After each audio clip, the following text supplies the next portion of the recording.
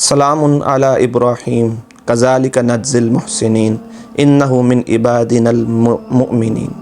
سلام ہو ابراہیم پر، کذالک نجزی المحسنین، ہم اسی طرح نیکوکاروں کو جزا دیتے ہیں۔ انہ من عبادنا المؤمنین، یقیناً وہ ہمارے ایمانداروں میں سے تھے۔ صدق اللہ العظیم۔ ابراہیم علیہ السلام کی زندگی ہمارے لیے بہترین نمونہ ہے۔ ابراہیم علیہ السلام کی جو قربانیاں تھیں، ان کی زندگی امتحانوں میں گزری۔ اب ہماری زندگی امتحان ہے۔ ہم اپنی بات کریں نا تو ہماری زندگی امتحان ہے۔ اللہ تعالیٰ قرآن میں فرماتے ہیں الذی خلق الموت والحیات لیبلوکم ایکم احسن عملا، کہ ہم نے زندگی اور موت کو بنائی اس لیے کہ وہ دیکھ سکیں کہ تم میں سے نیک عمل کون کرتا ہے۔ اللہ تعالیٰ فرماتے ہیں میں نے انسانوں اور جنوں کو صرف اور صرف اپنی عبادت کے لیے پیدا کیا ہے۔ یہ زندگی امتحان ہے، اس کا ہر لمحہ امتحان ہے۔ دو ہی راستے ہیں، ایک جنت کا، ایک دوزخ کا۔ انسان ہر وقت جو کر رہا ہے، یا تو وہ جنت میں جانے والے اعمال کر رہا ہے یا وہ جہنم میں جانے والے اعمال کر رہا ہے، تیسری کوئی چیز نہیں۔ کاروبار بھی اگر وہ سنت کے، قرآن و سنت کے مطابق کر رہا ہے تو جنتی، اگر وہ گھر میں اپنے معاملات قرآن و سنت کے مطابق کر رہا ہے تو جنتی، اگر ایسا نہیں کر رہا تو جہنمی۔ تیسرا کوئی راستہ نہیں۔ ہر لمحے جو انسان کی زندگی ہے وہ امتحان ہے۔ اب حدیث میں آتا ہے، نبی صلی اللہ علیہ وسلم نے فرمایا انسان کی زبان سے کبھی کبھی ایسا لفظ نکل جاتا ہے کہ وہ جنتی بن جاتا ہے اور اس کو پتہ ہی نہیں ہوتا، اور کبھی کبھی اس کی زبان سے ایسا لفظ نکل جاتا ہے کہ وہ جہنمیوں میں شامل ہو جاتا ہے، اسے پتہ ہی نہیں چلتا۔ اتنی احتیاط والی چیز ہے۔ ہم پتہ نہیں سارا دن کیا کیا بول دیتے ہیں، کسی کو برا بھلا کہہ دیا، کسی کی برائیاں کر لیں، چغلی غیبتیں کر لیں۔ اس پہ احتیاط کرنی چاہیے۔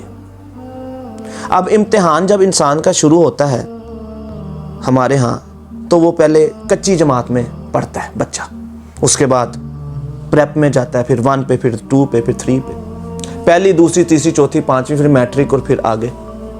اب ہماری زندگی بھی ایسی ہے کہ ہم سے پہلے کچی کا امتحان لیا جاتا ہے۔ جس نے پیدا کیا ہے وہ ایک دم ہم سے 10ویں کا امتحان نہیں لے سکتا، وہ پہلے کچی کا امتحان لے گا، پھر اگر ہم وہ پاس کر دیں گے تو پھر پریپ کا، پھر پہلی کا۔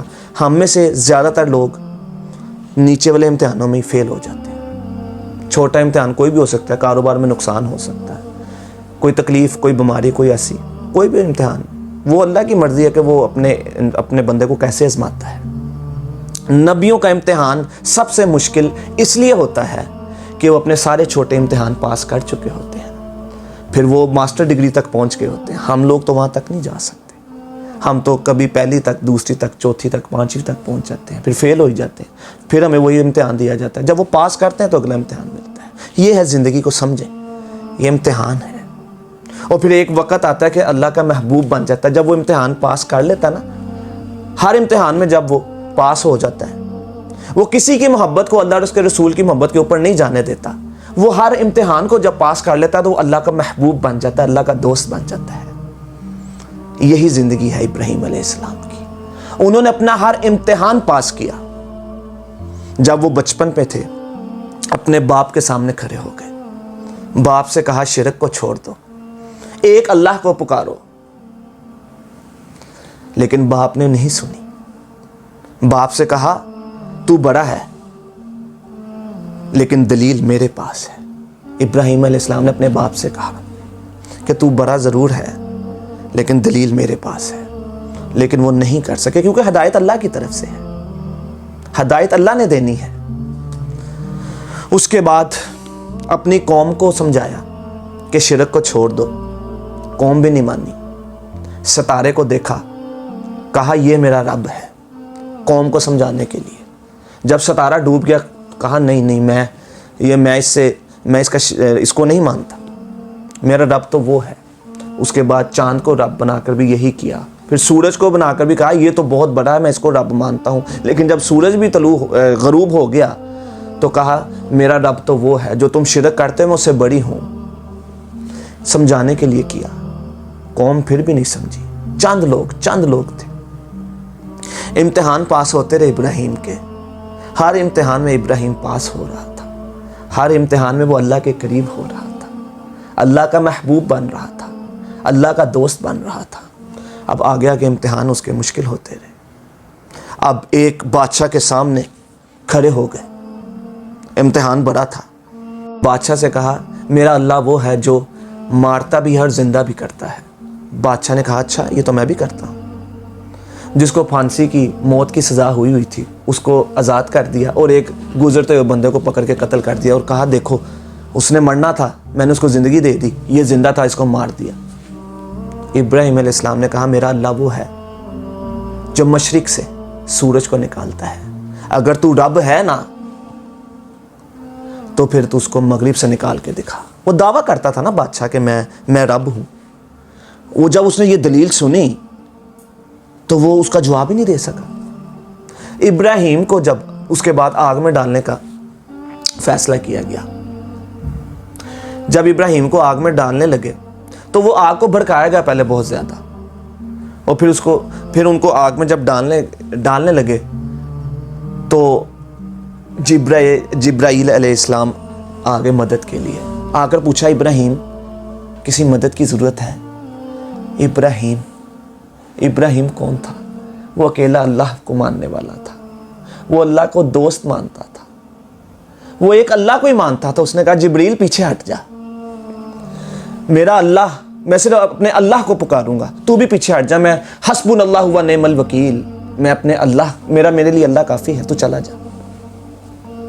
اگر میرا اللہ چاہتا ہے کہ میں آگ میں کود پڑوں تو میں کود پڑوں گا۔ ایسا ہی ہوا۔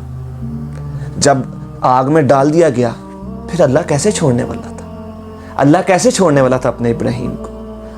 آگ کا کام ہے جلا دینا، جو بھی چیز اس میں جاتی ہے جل جاتی ہے۔ آگ کو حکم دیا میرے ابراہیم کے لیے ٹھنڈی ہو جا، اور اتنی ٹھنڈی نہ ہوئی کہ میرے ابراہیم کو سردی لگے، اس کے لیے گلزار بن جا۔ آگ کو حکم دے دیا۔ اللہ اکبر، اللہ نے ابراہیم کو بھی نہیں چھوڑا، ابراہیم نے اللہ کو پکارنا نہیں چھوڑا، اللہ نے بھی ابراہیم کو نہیں چھوڑا۔ اس امتحان میں بھی ابراہیم پاس ہو گیا۔ اب اگلا امتحان دیکھیں۔ ابراہیم کو کہا گیا اپنی بیوی کو اور اپنے بچے کو چھوڑو، جہاں پہ آج خانہ کعبہ ہے، وہاں پہ اس ٹائم میدان تھا، چھوڑ دیا، چھوڑ کے واپس جانے لگے۔ پیچھے پیچھے ان کی بیوی ہاجرہ کہ کس کے سہارے چھوڑ کے جا رہے ہو؟ کیوں چھوڑ کے جا رہے ہو؟ یہاں پہ کوئی بندہ بھی نہیں ہے، یہاں پہ کوئی جانور بھی نہیں ہے، یہاں پہ پانی بھی نہیں ہے، کھانے کی کوئی چیز بھی نہیں ہے، ہم اکیلے ہیں، ہم ماں بیٹا اکیلے، کس کے سہارے چھوڑ کے جا رہے ہو؟ کیوں چھوڑ کے جا رہے ہو؟ ابراہیم مجھے بتا تو دو۔ ابراہیم چلتے جا رہے ہیں، وہ پیچھے پیچھے پوچھ رہی ہیں کیوں چھوڑ کے جا رہے ہو؟ پھر بیوی بھی ابراہیم کی تھی، ان کے ذہن میں آیا کہ آج تک ابراہیم نے اللہ کے حکم کے علاوہ کوئی کام ہی نہیں کیا۔ پھر پوچھ لیا ابراہیم کیا تو یہ اللہ کے حکم سے کر رہا ہے؟ پھر ابراہیم نے کہا ہاں۔ پھر وہ مطمئن ہو گئی، کہا جا، اگر یہ تو اللہ کے حکم سے کر رہا ہے تو اللہ ہمیں ضائع نہیں ہونے دے گا۔ آ گئی واپس۔ اب ابراہیم دور جا کے نا ان کو دیکھ رہے ہیں اور دعائیں کر رہے ہیں، ان کے لیے دعائیں کی، چلے گئے۔ اب یہاں پر بچہ اور ماں اکیلا، کوئی گھر نہیں، کوئی درخت نہیں، کوئی سایہ نہیں، کوئی پانی نہیں، کوئی انسان نہیں، وہاں پہ بیٹھے ہیں۔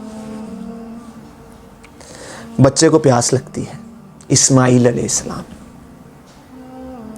بچے کو پیاس لگتی ہے۔ اب کبھی ادھر بھاگتی ہیں، کبھی ادھر بھاگتی ہیں، کبھی صفا کی پہاڑی پہ چڑھتی ہیں، کبھی مروہ کی پہاڑی پہ چڑھتی ہیں۔ اللہ اکبر۔ وہاں پر جب چکر لگتے ہیں، کبھی پانی کو وہاں ڈھونڈتی ہیں، کبھی وہاں ڈھونڈتی ہیں، پانی نہیں ملتا۔ اللہ تعالیٰ نے صفا مروہ کی جب چلتے ہوئے ہاجرہ کو دیکھا، اس کو نشانی بنا دی، اس کو عمرے کا حصہ بنا دی۔ آج جو ہم 7 چکر لگاتے ہیں انہیں کی یاد میں لگاتے ہیں۔ تب گرم ریت تھی، پہاڑیاں تھیں۔ آج ہم اے سی میں صفا مروہ میں لگاتے ہیں تو ہمیں پتہ چلتا ہے کہ کتنا مشکل کام ہے۔ لیکن وہ ہاجرہ اکیلی چکر لگا رہی ہیں دھوپ میں، پتھر بھی ہیں پتھریلے، پہاڑ پتھریلے، اور کس طرح چکر لگائے ہوں گے. اللہ اکبر. پھر اللہ تعالیٰ نے مدد کرنی تھی، اس کا وعدہ ہے. بچے نے ایری کو زمین میں مارا تو وہاں سے پانی نکلا ہے، جس کو آپ آج آب زمزم کہتے ہیں. وہاں سے پانی نکل آیا. اللہ اکبر. اس کے بعد وہاں پر انہوں نے اپنے رہنے کی جگہ بنائی، پھر قبیلہ آباد ہوا اور آگے سلسلہ چلتا رہا. اس امتحان میں بھی ابراہیم پاس ہو گیا. اب یہ موضوع جو ہے جاری رہے گا، کیونکہ آگے یہ الحمدللہ جو دن آ رہے ہیں بڑے قیمتی دن ہیں. یہ 10 دن بڑے قیمتی ہیں میرے بھائیوں، یہ 10 دن بڑے قیمتی ہیں. اب یہ موضوع جاری رہے گا. اللہ تعالیٰ سے دعا ہے کہ اللہ تعالیٰ ہمیں ہر عمل قرآن و سنت کے مطابق کرنے کی توفیق عطا فرمائے. سبحان ربک رب العزت عما یصفون والسلام علی المرسلین والحمد للہ رب العالمین.